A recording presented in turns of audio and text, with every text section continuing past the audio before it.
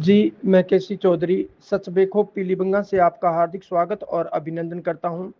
आज पीलीभंगा के गंगा पैलेस में पीलीभंगा विधानसभा के कार्यकर्ताओं का एक सम्मेलन हुआ, जिसमें झुंझुनू से भाजपा सांसद प्रत्याशी शुभकरण चौधरी, पूर्व जिला अध्यक्ष काशीराम जी गुदारा, जिला अध्यक्ष प्रमोद जी डेलू, पूर्व विधायक धर्मेंद्र मोची, जिला महामंत्री विकास गुप्ता तथा भाजपा के वरिष्ठ श्रेष्ठ कार्यकर्ता बंधु उपस्थित थे, जिसमें वक्फ कानून 2025 का जो संशोधन किया है, इसकी जानकारी समाज के लोगों तक पहुंचाने का दायित्व सौंपा गया है। तो ये कार्यक्रम बूथ स्तर तक आयोजित किया जाएगा। जय हिंद, जय भारत।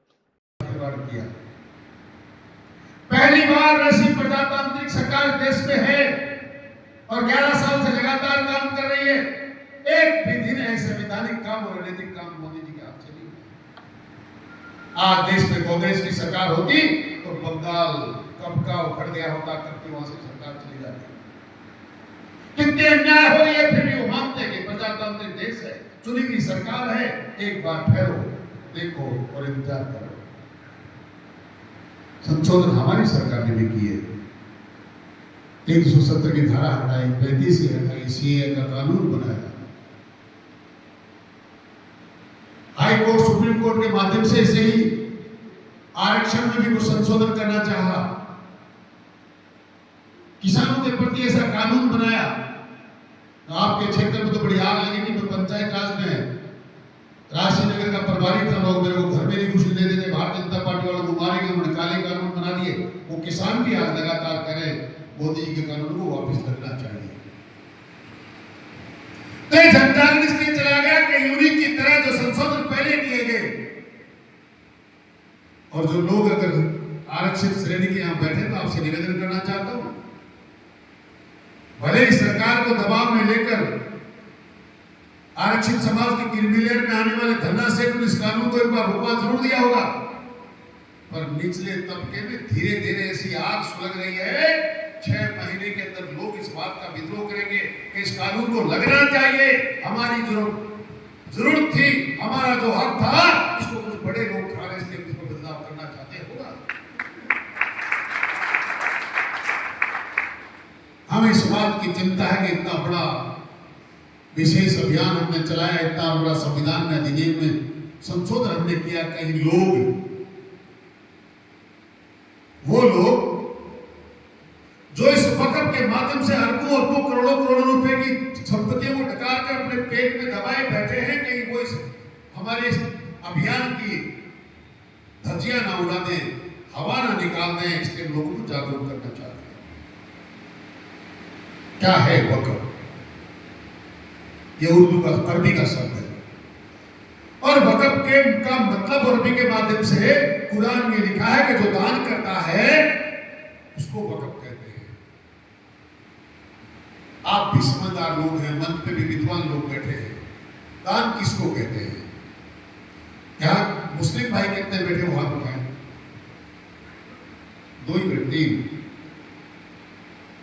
दान को तो हिंदू भी समझते हैं, आप लोग भी जानते हैं। कोई ज़कात कहता है, कोई खैरात कहता है, कोई दान कहता है। पर मित्रों, दान वो होता है जो अपनी चीज, अपने जेब का पैसा, अपने घर की संपत्ति, अपने घर का अनाज, अपने घर की भूमि जो आपकी खुद की है, उसको दान कर सकता है, वही दान कहलाता है। हम आपके बीच में बात इसलिए लेकर आए हैं कि पिछले 2013 में संशोधन के बाद कांग्रेस की सरकार ने वक्फ को इतना पंगु बना दिया। हमें वोट दो, जिस किसी राजा महाराजा की तरफ प्रॉपर्टी की तरफ अंगुली करो, वो वक्फ की हो जाएगी, वोट कांग्रेस को देना। मुस्लिम समाज का वोट पक्का कैसे रहे, इसके लिए राष्ट्र खत्म होता तो हो, देश बर्बाद होता हो तो हो, हमें इस बात की परवाह नहीं, हमें वोट चाहिए। इस बात के लिए सबकी आंखों पर पट्टी बांध दी मुस्लिम समाज के लोगों से भी, और इन बातों के बारे में जो लोग जानते हैं, चाहे सनातनी हो, चाहता हूं, ये संवैधानिक देश है, बाबा साहब के कानून का देश है। ये लोकतंत्र में सबसे बड़ा लोकतंत्र है। पूरी दुनिया में आज तक ऐसा संविधान बना तो बाबा साहब के संविधान के बराबर मुकाबला करता हूं। 78 साल पहले लगा हुआ कानून आज भी संविधान ऐसा लगता है कि आने वाले 400 साल 500 साल तक इस संविधान में संशोधन की जरूरत नहीं पड़ेगी। ऐसे कानून वाले देश में है।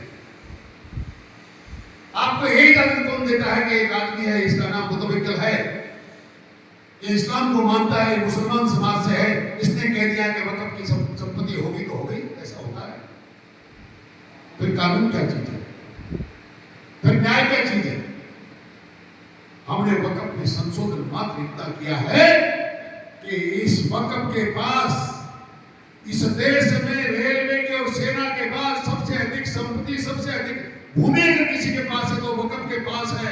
और उस वक़्फ़ की भूमि के माध्यम से उस वक़्फ़ बोर्ड को ही, हमें नहीं, सरकार को भी नहीं, उस वक़्फ़ बोर्ड को 1 खरब रुपया साल का मिलना चाहिए। हमारी ऑडिट कहती है, ये स्वतंत्र ऑडिट कहती है, भारत सरकार की ऑडिट कहती है। ये मोदी जी की ऑडिट नहीं करी, ये स्वतंत्र ऑडिट कराएगी। सारा सोशल ऑडिट कराया गया, सारा डाटा लिया गया तो पता चला हिंदुस्तान में जितनी वक़्फ़ की संपत्ति है उनका किराया आए, चाहे बेच के आए, चाहे उसको किसी कॉमर्शियल काम में लिया जाए, पर वक़्फ़ बोर्ड के पास 1 लाख करोड़ रुपया साल का आना चाहिए। मिलता क्या है किसी को पता है? मात्र 166 करोड़ रुपया, मात्र 166 करोड़। यानी मुसलमान समाज की भी चर्चा करूं तो 1 खरब रुपया जिस पर संस्था के पास आना चाहिए, उस संस्था के पास 166 करोड़ रुपया आता है। ये वक़्फ़ की स्थिति है। क्या मुस्लिम समाज इसको पसंद करेगा? क्या और कोई समाज इस बात को पसंद करेगा? जिस ये है हमारा सुधार। पर एक निवेदन करना चाहता हूं, इसके साथ साथ आपको भी बताना चाहता हूं। मेरी आदत है,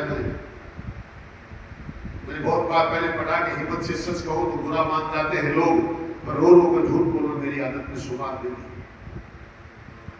रास्ते चलते कांग्रेस के व्यक्ति ने किसी भारतीय जनता पार्टी को वोट देने वाले की तरफ कबूली किया, 2 लोगों को भेजा, इसके खेत में जाकर नमाज पढ़ो, कर फोटो उतार के कह देंगे वक़्फ़ की प्रॉपर्टी। क्यों भाई?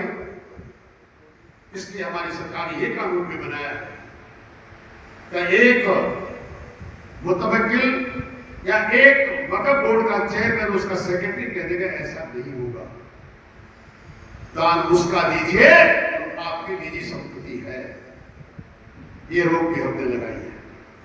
और ये रोक लगाने के साथ साथ ऐसा नहीं कि हमने कहा वही सब कुछ है, कानून भी अपना काम करेगा, कलेक्टर भी सुनेगा, जज भी सुनेगा। क्या आप इस बात को मानने के लिए तैयार है? रास्ते चलती किसी महिला के बारे में कोई कहने नहीं है। ये कानून है देश का।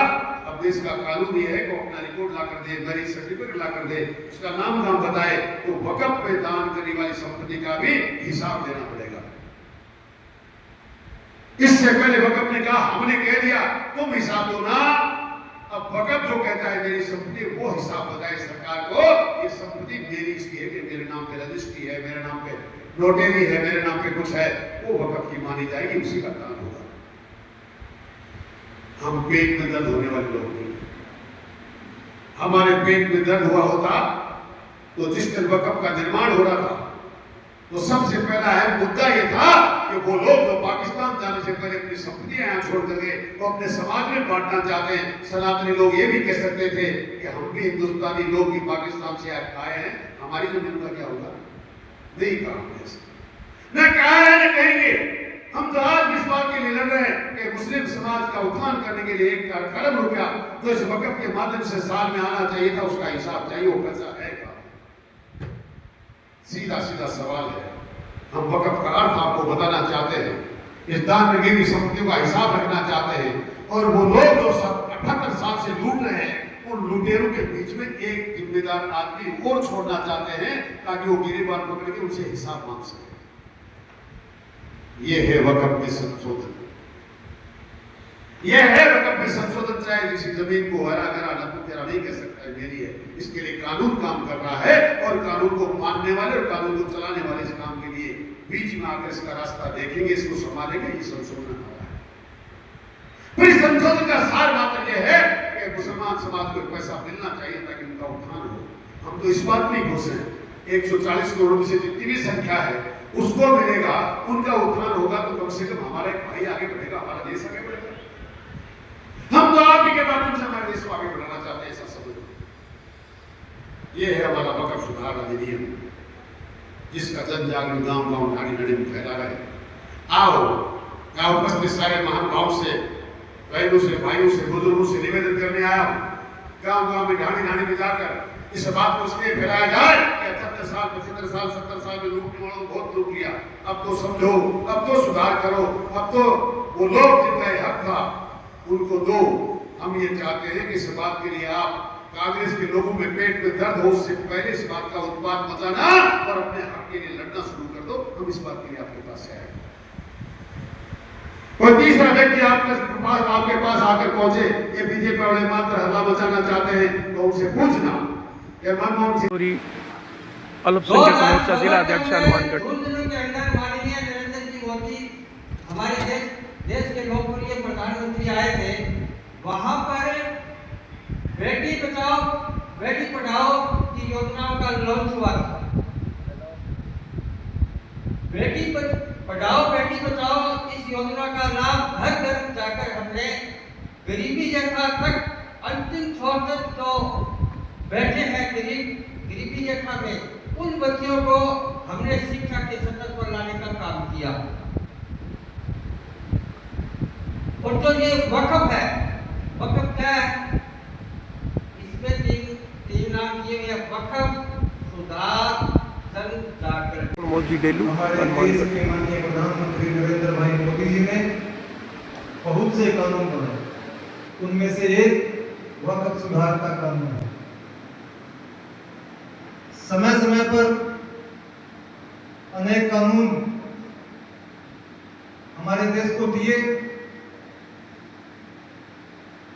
उनमें से वक्फ सुधार का कानून भी केंद्र की सरकार ने, नरेंद्र मोदी की सरकार ने हमारे देश को और मुस्लिम समाज को दिया। लेकिन किस प्रकार से नाम है वक्फ सुधार, दूसरा उसके साथ है जन जागरण। जन जागरण की आवश्यकता क्यों पड़ी? इसका मुख्य कारण है हमारी सरकार ने, केंद्र की सरकार ने जब भी कानून बनाए, इस देश के हित में कानून दिए, तब तक कांग्रेस की सरकार ने, विपक्ष ने एक बहुत बड़ा दुष्प्रचार इस देश में करना शुरू किया। चाहे वो सीसीए का कानून हो, चाहे 3 तलाक का हो, धारा 370 का हो, किसान कार्ड का हो, या किसान के 3 कानून के काम हो, उसका दुष्प्रचार करने का काम इस कांग्रेस ने किया। इसलिए भारतीय जनता पार्टी ने यह तय किया कि वक्फ सुधार क्या है और इसके जन जागरण की आवश्यकता क्यों है।